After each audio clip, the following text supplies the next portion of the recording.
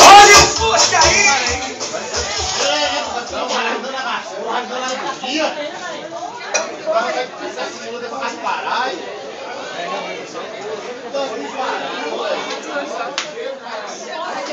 Senta aqui comigo no banquinho e vamos conversar. Ei, Jô, você já tá trelouca, Jô? Eu vou mandar um beijo pra minha mãe, meu pai, especialmente pra você, Batácio. Vamos trabalhar a Casa dos Prazeres aí, José, vai? O quê? Você vai fazer o que lá na Casa dos Prazeres? Eu? É, você. Ah, eu sou tão tímida. Deus tá vendo. Eu falo que eu vou comer uma aguinha de leve, nada comendo aqui. E você, Thay?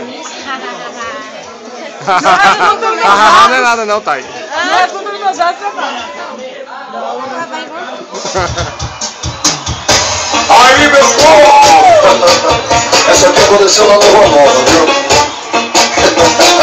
O Gabriel lá. Tinha mais de 500 pessoas, agora. Eu vi uma menina brigar, puxou o cabelo no chão. Filho de mulher! Agora, chega só. Aí!